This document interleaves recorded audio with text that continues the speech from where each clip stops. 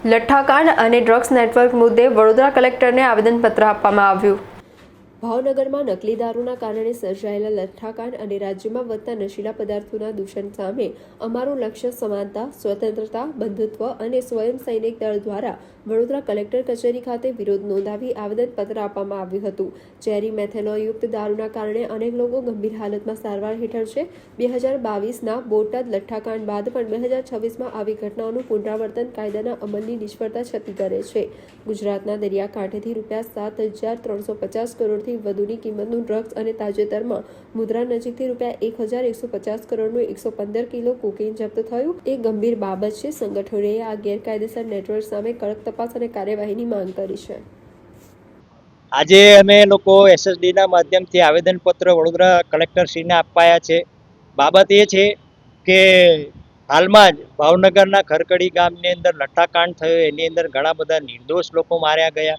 આ લઠ્ઠાકાંડ નકલી દારૂના કારણે થયો છે। એમ કહેવાય છે કે ગુજરાતની અંદર દારૂબંધી છે પણ એની અમલવારી થતી નથી। હાલમાં જ દરિયા કિનારાના બંદરો પર ઘણા બધા ડ્રગ્સ પકડાયા તો એના માલિકો કોણ છે, કોણ આ માલ પહોંચાડે છે?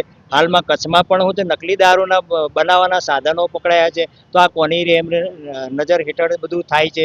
તો એનો સીધો અર્થ એવો નીકળે છે આમાં શાસન પ્રશાસન સામેલ છે, સરકાર સામેલ છે, મંત્રીઓ સામેલ છે અને એની સાથે સંડોવાયેલા ગેરકાયદેસર કૃત્યો કરનારા લોકો સમાયેલા છે, જેનો ભોગ આ નિર્દોષ પ્રજા બની રહી છે। તો અમે આવેદનપત્ર આપીને તાકીદ કરવા આવ્યા છે કે ભાઈ આ જે દારૂબંધીનો અમલવારી છે પાક્કા પાયે થાય, દોષીઓને સજા થાય। જે પણ પોલીસ સ્ટેશનની હદમાં આવા ગેરકૃત્યો પકડાય એ લોકોને સસ્પેન્ડ નહીં પણ ડિસમિસ કરી અને એને ફોજદારી કાર્યવાહી કરવામાં આવે, એ લોકોને છોડવામાં ના આવે। એમાં જો કોઈ મંત્રીઓનો સરકારનો પણ હાથ હોય તો એમને પણ છોડવામાં ના આવે। તો આ બધું થાય, અમલ થાય એના માટે કલેક્ટરશ્રીને આવેદનપત્ર આપવા આવ્યા છે। ગાંધીના ગુજરાતમાં દારૂબંધી હોવા છતાં પણ દારૂ મળે છે એ ફક્ત કાગળમાં છે, પણ એમાં સરકારનો પણ મોટો હાથ છે, ભ્રષ્ટ અધિકારીઓનો પણ હાથ છે અને જે પણ પોલીસ પ્રશાસન રહ્યા એની પણ રહેમ નજર છે। આ એના લીધે બને છે, બાકી કાયદાનું ઉલ્લંઘન કરવાની તાકાત કોઈની અંદર નથી।